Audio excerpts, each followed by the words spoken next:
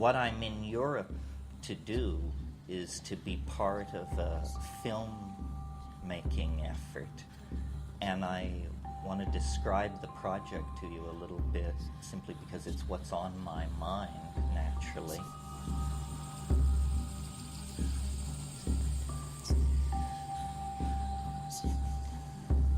It's not a film about rave culture. It's not a film about Albert Hoffman. It's not a film about body piercing or any of these things that great films need to be done about and have been done about. It's about one of your local heroes who is a great hero of mine. And I'm talking about Frederick V, Elector Palatine, Prince of Heidelberg, King of Bohemia, who was not content to sit back and let things happen, but was willing to launch a grand alchemical dream of a reformation of human society.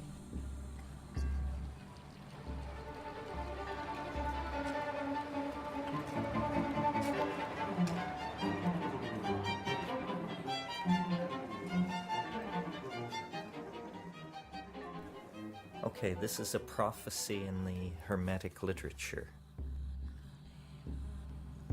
A day will come when men will no longer care for the earth, and at that day the gods will depart and everything will be thrown into primal chaos. This prophecy was strongly in the minds of the strains of non-Christian thought that evolved at the centuries of closure of the Roman Empire. A world whose psychology was very much like the psychology of our own time, a psychology of despair and exhaustion.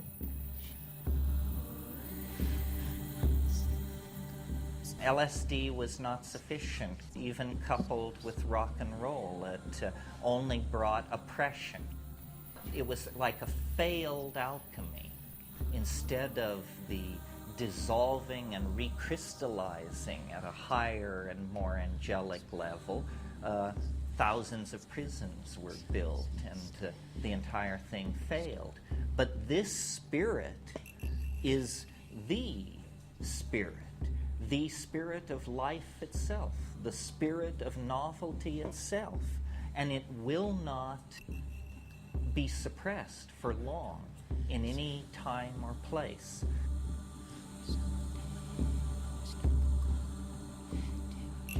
So now again, it comes. It's a spirit of dissent that says we will not serve the values of materialism, the values of the ego, and the values that separate and break down the community.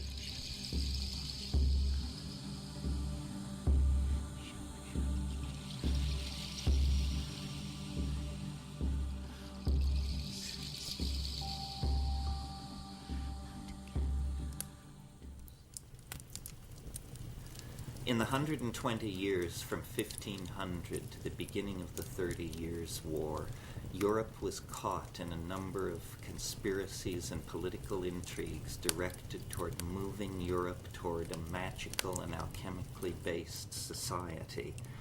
The Protestant princes of the Northern League of Germany, especially Frederick the Elector Palatine, came to culminate this movement, but its roots lie further back in the 1580s of the 16th century.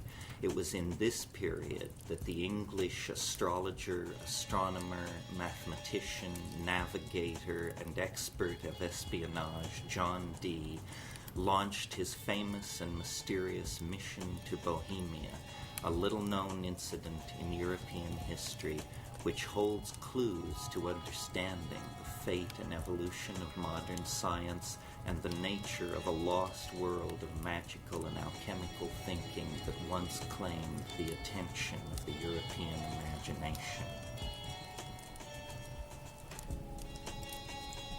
John Dee, the greatest mind of the Elizabethan era, friend of Queen Elizabeth, colleague of Sir Philip Sidney, converser with angels, mathematician par excellence, determined, under the influence of the mysterious Edward Kelly, that he was to be the center of an alchemical renaissance and a secret society that would lay the groundwork for the continuation of the dream of Astrea, the dream built around the Elizabethan Queen Elizabeth I.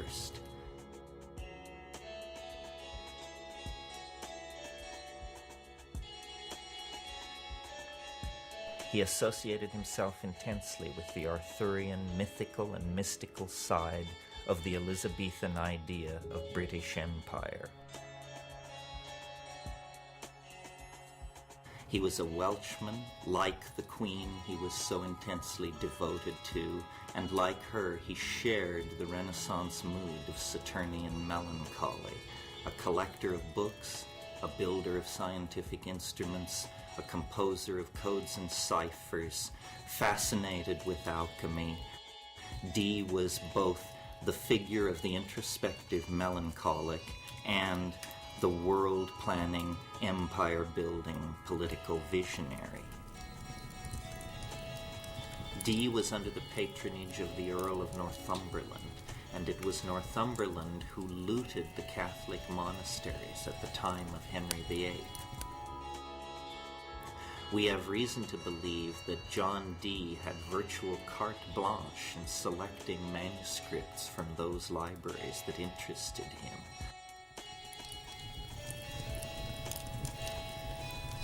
Not only was Dee a scholar of the classics and the magical past, but he was an intimate friend with some of the great movers and shakers of his own time, particularly Sir Philip Sidney and the entire coterie of poets and artists who had gathered themselves around Elizabeth, Astrea, to celebrate her reign and to make of her the paradigmatic sovereign of Europe that Dee believed led the way toward the establishing of a universal alchemical monarchy.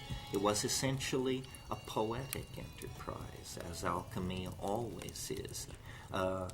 Merlin, in the Arthurian legends, has come down to us basically disguised as John Dee. The image we have of Merlin is Dee's image. So Dee possessed an enormous power over the imagination of his contemporaries. They were in awe of his learning.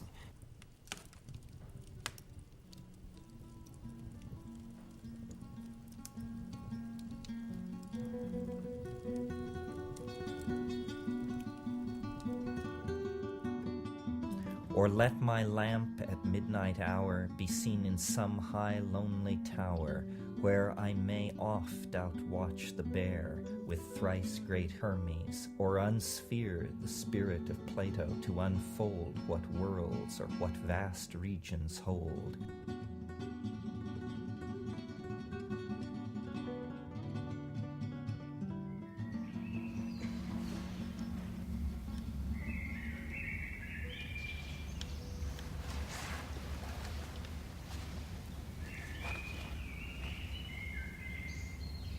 Perhaps we are the naive ones. Perhaps we too quickly assumed that we had understood all there was to know about matter. After all, even to this moment, we cannot locate the seat of the imagination in matter. We cannot trace the evolution of a human thought or hope in matter.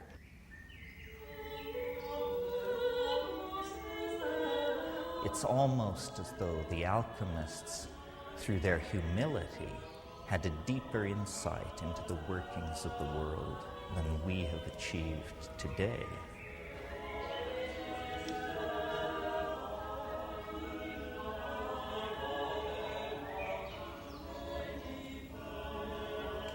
The transformation of matter into a universal panacea for the redemption of mankind.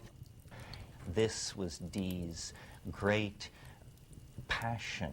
This was the overarching theme of his life. a deep, deep commitment to the reformation of society and a deep, deep exhaustion and rejection of the values of Christendom that he saw betrayed all about him.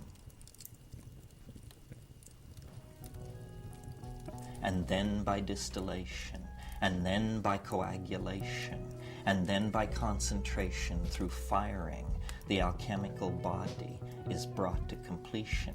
These are processes that go on both within the chemical retort, the alembic, in the alchemist's laboratory, and they are processes which go on in the heart and mind of the alchemist.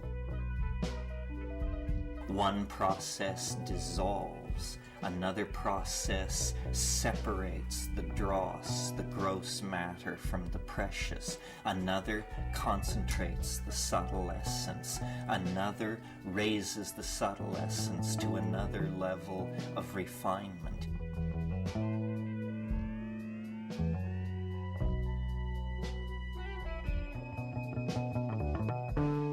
And over time, the great friend of the alchemist, this process of rarefaction and growth, both metallic and psychological, both internal and external, both personal and impersonal, proceeds and feeds upon itself, and eventually, not through any logic discernible to the scientific mind, there is a kind of miracle, the production of the stone, the union of spirit and matter, the fusion of these two contradictory aspects of the universe into a new and third thing, the quintessence, the rubedo, the lapis philosophorum, the aqua vitae, the nostre lapis philosophorum vivici.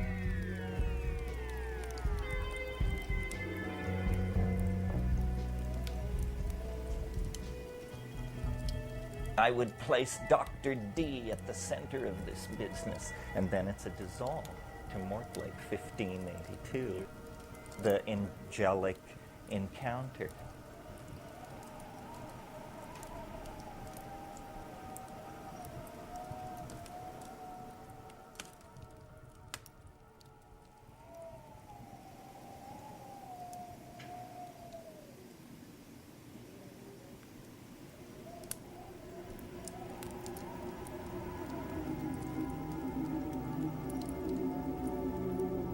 All you that fain philosophers would be, and night and day in Gelber's kitchen broil, wasting the chips of ancient Hermes' tree, weaning to turn them to a precious oil, the more you work, the more you lose and spoil.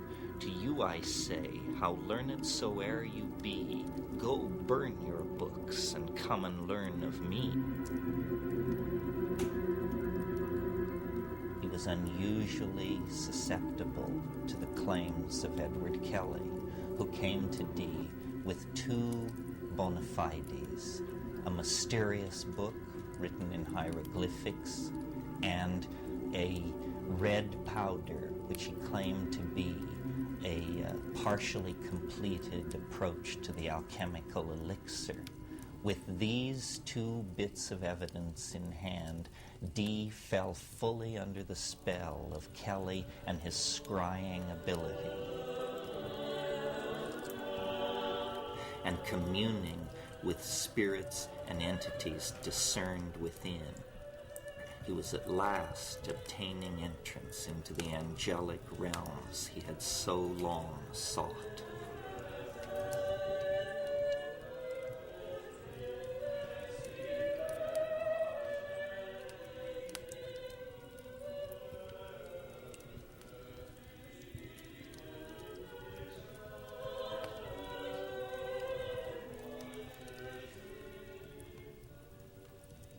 The diaries of Dee show that over a period of years and on a daily basis, he and Edward Kelly would regularly retire to the inner chambers of Dee's house, first at Mortlake, and then in a series of courtly settings as they moved about Europe. And in these seances, in these settings, a vast cast of angels and voices passed in parade, always egging our protagonists deeper into the Rosicrucian Enlightenment and the political dispensation that they sought.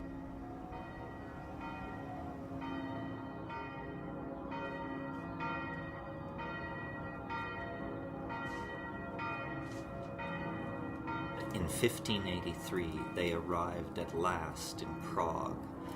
Prague at that time was ruled by Rudolf II, the occult emperor, collector of dwarves and giants, patron of alchemy and astrology, one of the most eccentric and extravagant rulers in the entire panoply of European history.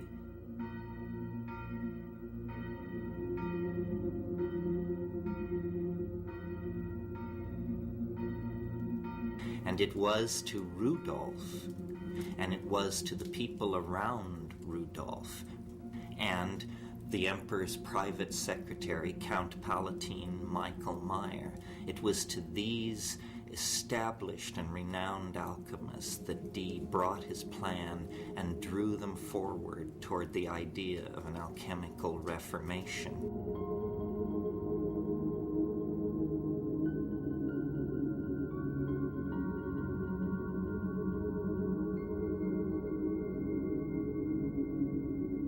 He was able to lay the groundwork for events which a generation later would blossom into the Rosicrucian Enlightenment.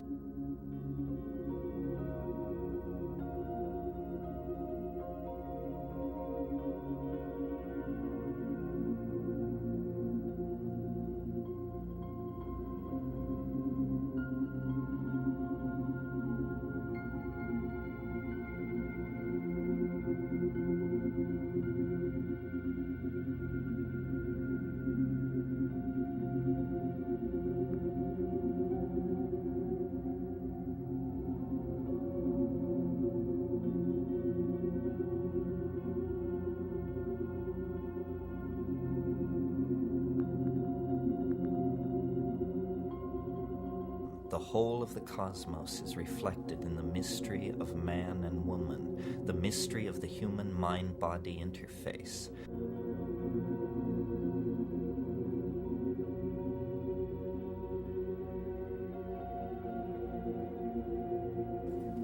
It's important to see Dee as a kind of culmination of a tradition that had been at work for over 150 years in Europe. The use of astrology, numerology, Hebrew Kabbalah, and the doctrine of signatures to produce a magical theory of nature and man's place in it can be traced to a generation before Dee. People like Henry Cornelius Agrippa von Nettelsheim, who became the prototype for Faust, the Bishop Trithemius, the great developer of codes and ciphers, one of Dee's great passions, the Florentine magician Marcello Ficino, who was the great rediscoverer and promoter of the Hermetic knowledge, and upon which he drew very heavily. But he took their work and added the dimension of the idea of an angelic intercession into politics of the time, essentially in support of the values of the young Queen Elizabeth and her Astrea reign.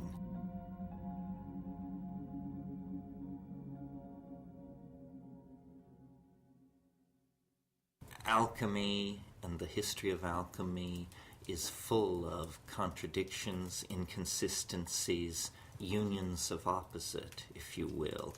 The very year that the Rosicrucian manifestos claimed the attention of the European public, 1608, Dee died in poverty and disappointment in his now half-looted and abandoned home at Mortlake. The alchemical dream that Dee had sought to live was to be completed, if at all, by personalities other than himself.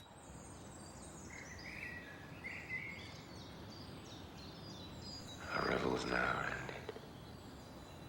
These are actors, as I foretold you, are all spirits that melted into air, into thin air.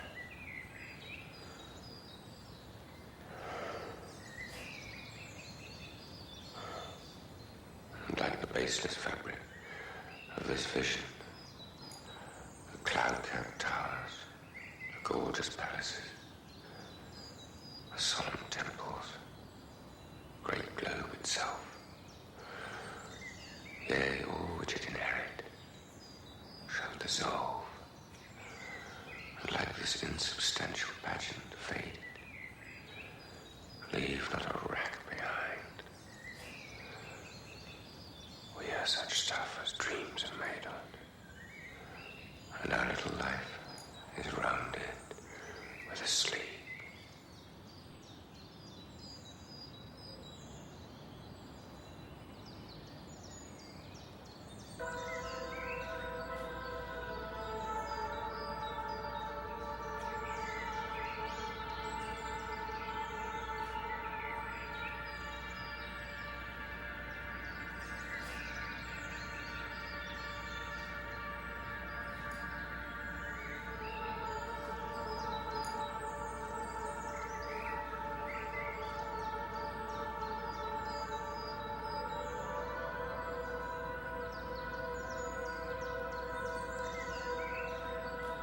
Frederick the Elector, the fifth Palatine Prince of Heidelberg, 16 years old, was betrothed by an arranged marriage to Elizabeth Stuart of England, the daughter of James I, the great-granddaughter of Henry VIII of England.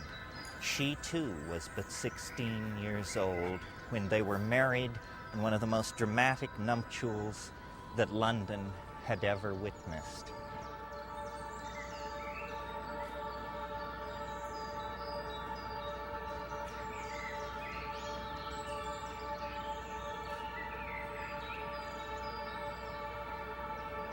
Frederick had come to England to claim his queen, accompanied by courtiers, alchemists, and his advisor Christian von Anhalt, an alchemical dreamer who saw in the marriage of the young couple the opportunity for the establishment of a Protestant alchemical kingdom in Central Europe.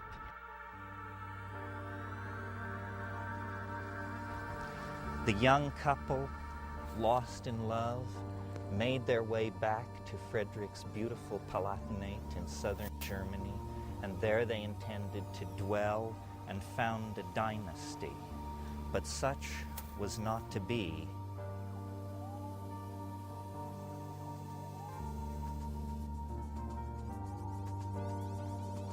And they were the center of a movement of alchemical reformation and revolution, of spiritual freedom, and to my mind, a very sort of psychedelic world.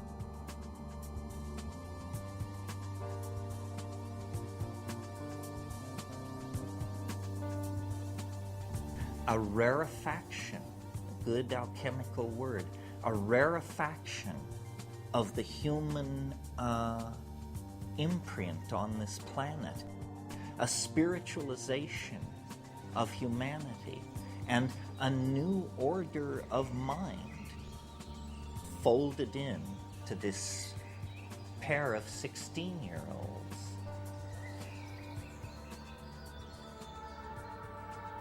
So to take an incident like the career of Frederick the Elector, Palatine of Heidelberg, and his bride, and make of it a kind of exemplar, a parable, a myth, if you will, the myth of the alchemical marriage, a myth that takes innocence and naivete and belief in the power of ideas to make a new world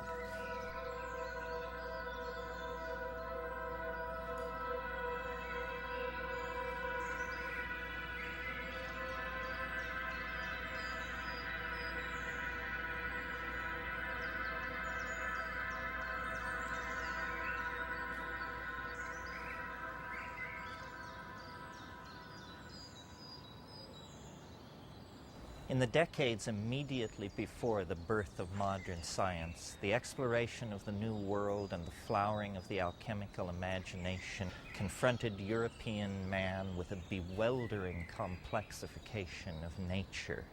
And the primary symbol used to understand this bewildering variety of phenomena was the labyrinth, the palace, the Acropolis complex, stretched through time and space, architectonic, pregnant with mnemonic possibility.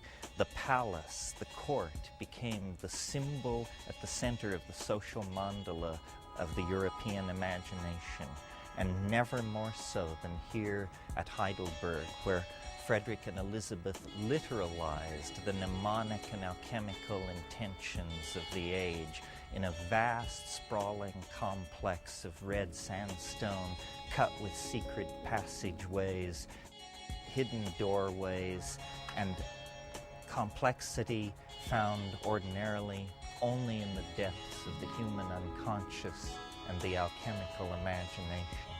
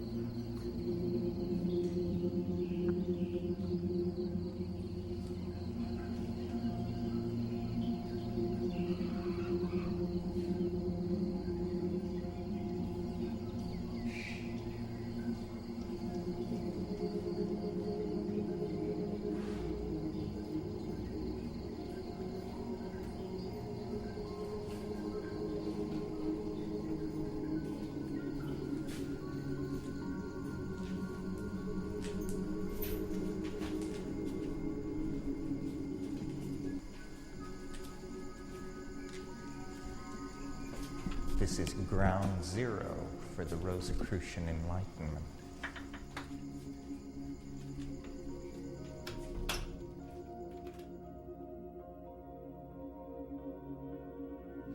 Standing here in the alchemical laboratory of the palace in Heidelberg, we are essentially at the center of the alchemical hopes of the Rosicrucian Enlightenment.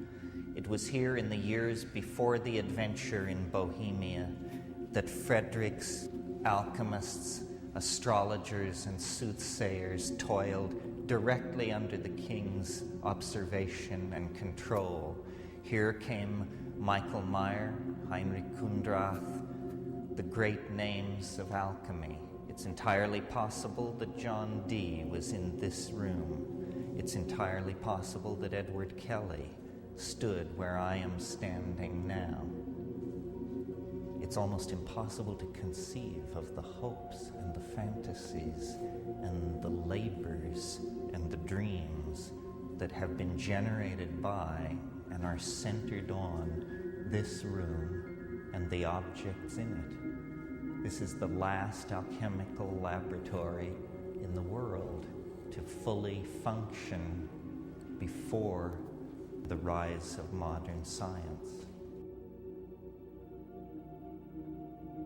And these tools in many ways reflect the internal cosmology of the men and women who used them. This, for example, a typical alchemical distillery, is called the Pelican. Another example of the colorful nature of alchemical vocabulary. It's called the Pelican because it is associated with the myth of a bird which plucks blood from its own breast. The prima materia, feces, black coal, charcoal, salt niter, heated in here, brought to a high temperature, a fevered caloric state, rises into the higher empyreum of the vessel, and there, rarefied, it condenses, liquefies, and flows down into the cooler domain of the child of the pelican. Here the essence is collected, the quintessence, and always the hope was that the next experiment, the next combination of materials would yield the elixir vitae, the lapis philosophorum, the completion that the alchemist sought. And so all this fantastic apparatus that we see around us is really not so much in the service of channeling liquids, gases, but in the service of channeling spirit out of matter and into the higher realms, where it then can be refluxed, recondensed, and the lapis philosophorum, the stone of the philosophers, the central mystery, brought to completion.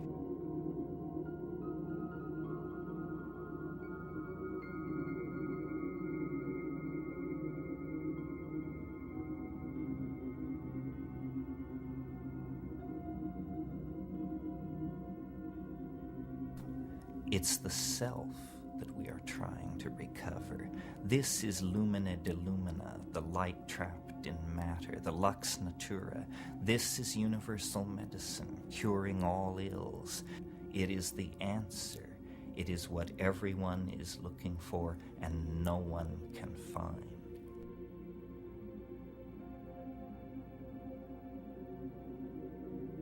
And so the alchemist toiled over the centuries, the torment of the sulfur, the torment of the cinnabar, the search for the triumphant chariot of antinomy, the search for the quintessential essence that represented the union of all the world that the alchemists saw around them.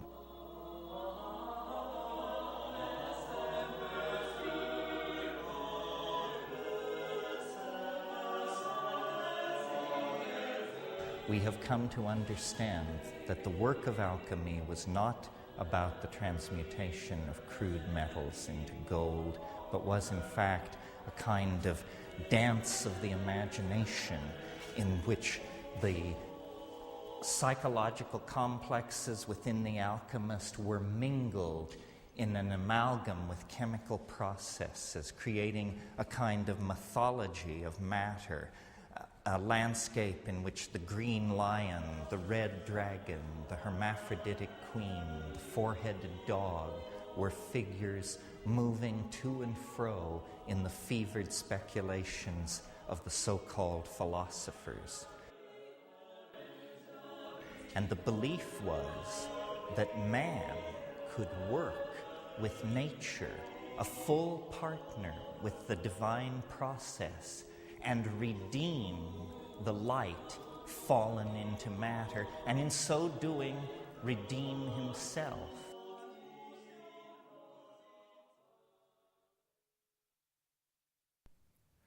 The alchemical philosophers were living in a waking dream, and many of their recipes were designed to wipe out the boundaries between waking and sleeping.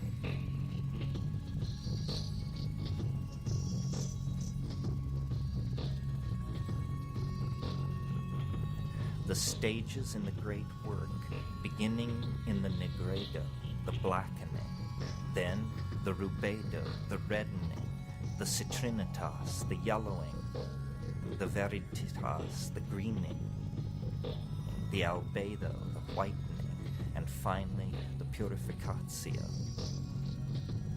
So at each stage there are substages of dissolutio et coagulatio.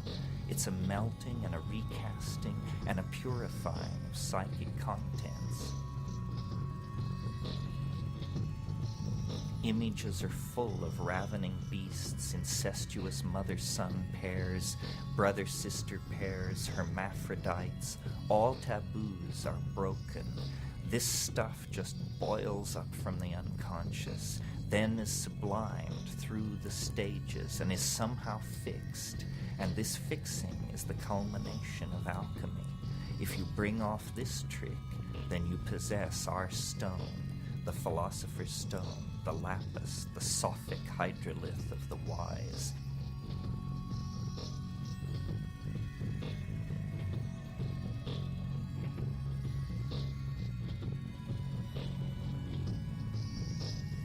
In the swirling of the alembic, in the chemical processes going on in the retorts, you begin to be able to project your unconscious material.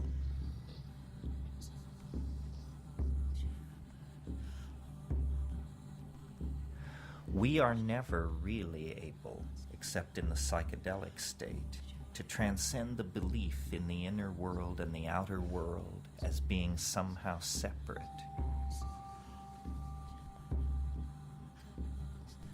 Within the context of the alchemical vocabulary, the psychedelic experience as brought to us through plants, long in the possession of Aboriginal people, appears to be the identical phenomenon.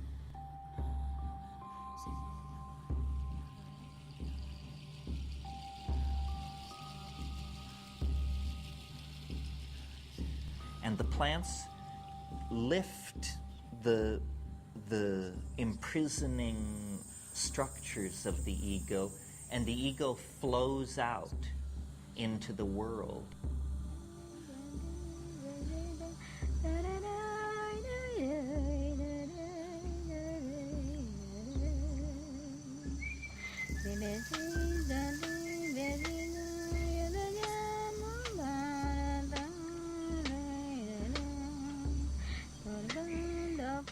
Shamanism is essentially a living tradition of alchemy that is not seeking the stone, but has found the stone.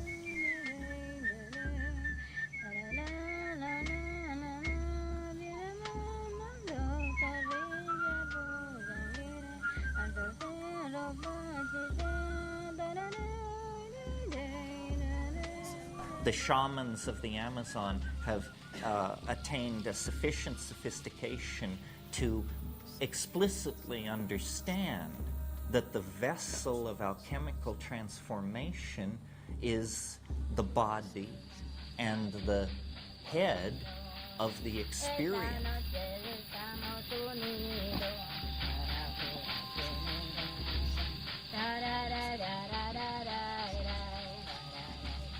This is the alchemical vessel.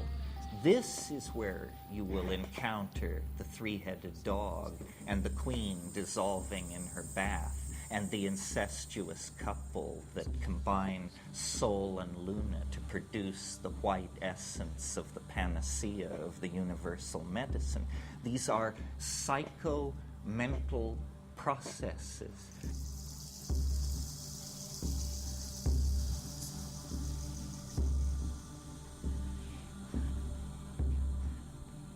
Nature is a great distillery of complexity, alchemical gold, novelty, connection.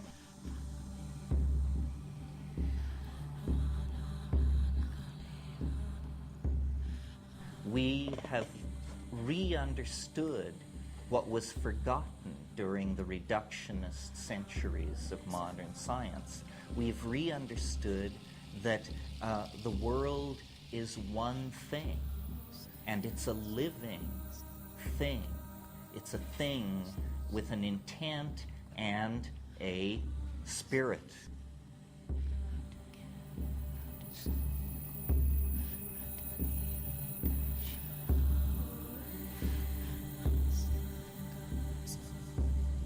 And rational analysis tells us that matter is simply atoms flinging themselves through space, obedient to certain mathematical laws that are invariant. And all the creativity, all the sense of connectedness that we experience as living beings, as members of a society, as human beings in contemplation of nature, all of that was denied.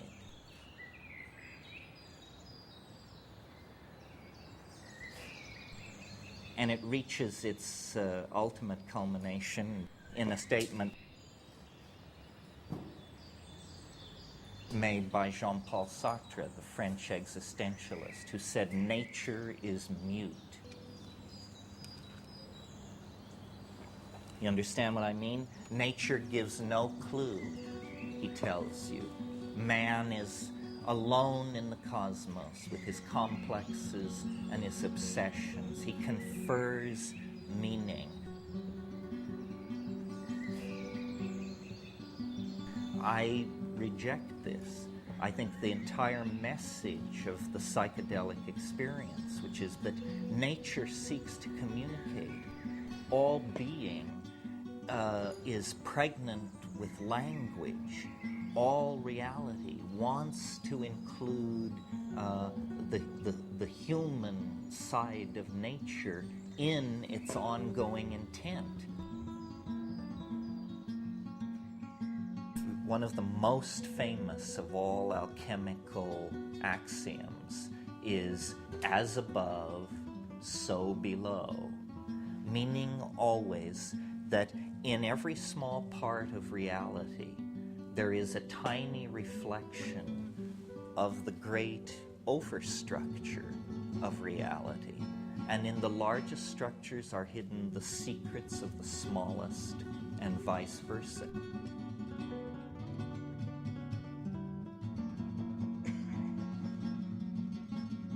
We have unconsciously imbibed the ontology of science, where we have mind firmly separated out from the world. But in an earlier age, mind and matter were seen to be alloyed together throughout nature.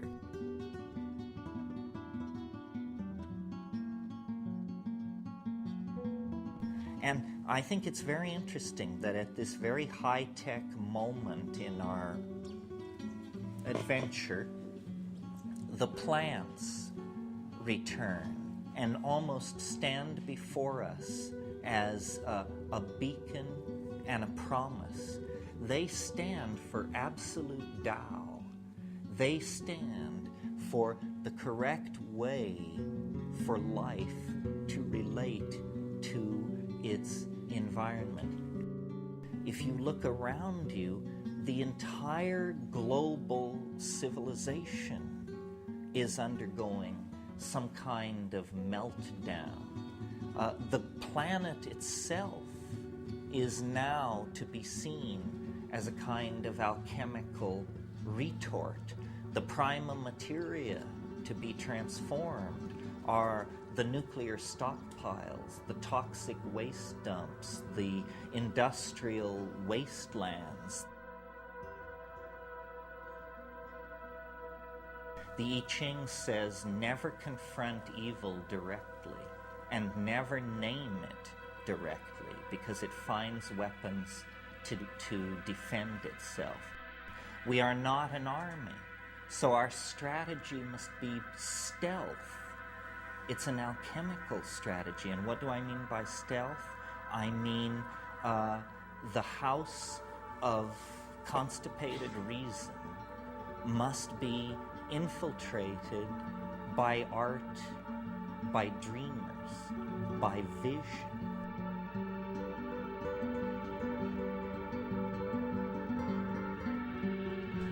Find the others. Find the others, and then you will know what to do.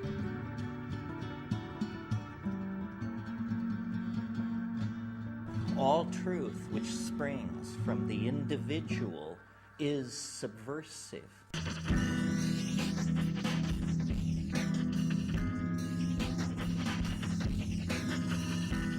Find the others, and then, using this technology, which was designed to keep track of us, to pick our pockets, and to sell us junk we don't want, use this technology to produce art. Massive amounts of subversive art. All culture is some kind of myth. All cultural stories, then, have a psychic dynamic to them. We are not an army. This is what Frederick didn't understand. He was a king, but he was not an army.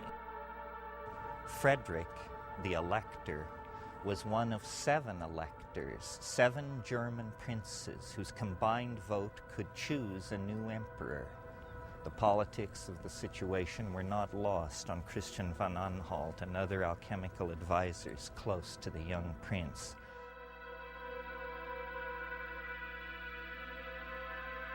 Frederick began to plan beyond the fairy tale world of his Heidelberg Palatinate and dream of himself, the alchemical emperor, returned to the throne of the Kingdom of Bohemia in Prague. And in the winter of 1618, I believe, moved with his bride and his court, all these alchemists, magicians, casters of horoscopes, herbalists, visionaries, moved the entire court from Heidelberg to Prague to create an alchemical reformation that had been hatched in the mind of the English alchemist and mathematician John Dee.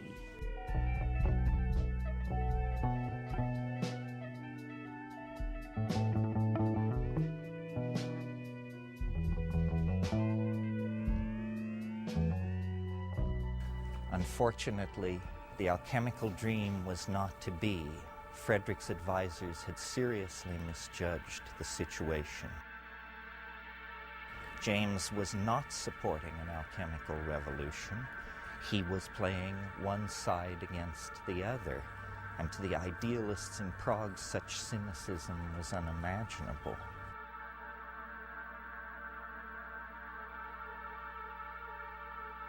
The Habsburgs back in Madrid quickly got wind of what was going on and laid siege to Prague. And the story of the alchemical kingdom and the Rosicrucian Enlightenment, for all purposes, ended at an incident called the Battle of White Mountain.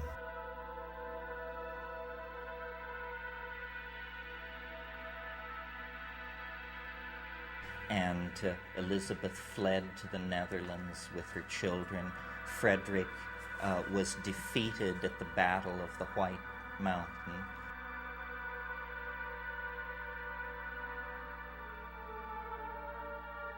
And the alchemical dream died.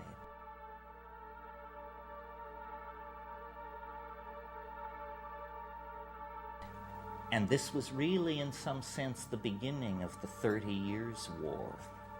And as you know, going into the 30 Years' War, Europe was a place of popes and kings. At the end of the 30 Years' War, it was a place ruled by parliaments and peoples, and the entire medieval world was swept away.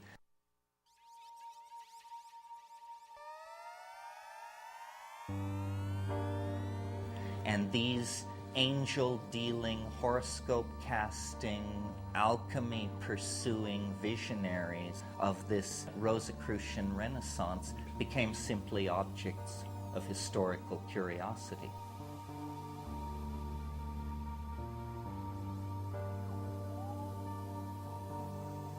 But there was an unbroken thread that, however thinly drawn, persists right up to the present moment.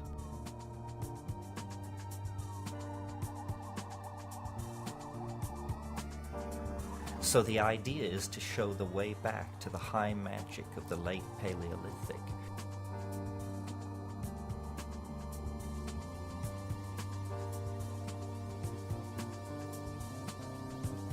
I think that what we want to do is make our way back to the alchemical garden.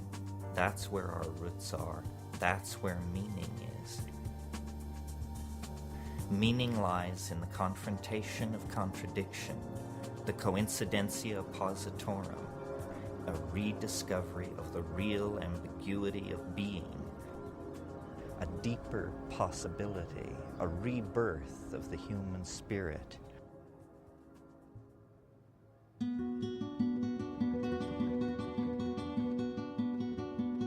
In In their way, Frederick and Elizabeth were acting out the dream of Camelot. In their way, they were acting out the alchemical dream of the rebirth of the king and queen. In their way, they were laying the groundwork for a new dispensation of human thought, freed from the medieval assumptions of guilt and the need for redemption, a point of view that made human beings co-creators in a magical universe with a loving deity. All that passed away with the fall of the Winter King and Queen.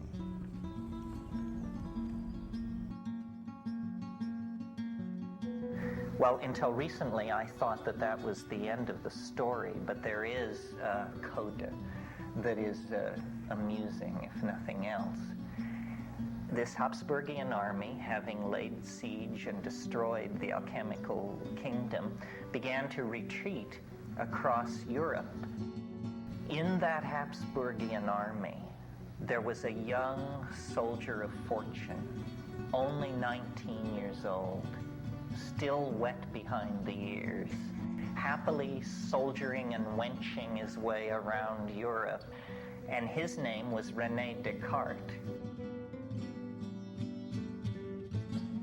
On the night of September 16th, Descartes had a dream, and in this dream, an angel appeared to him, and the angel said to Descartes, "The conquest of nature is to be achieved through measure and number." And that revelation lay the basis for modern science. It's the alchemical angel, which will not die. It returns again and again to guide the destinies of nations and peoples toward an unimaginable conclusion.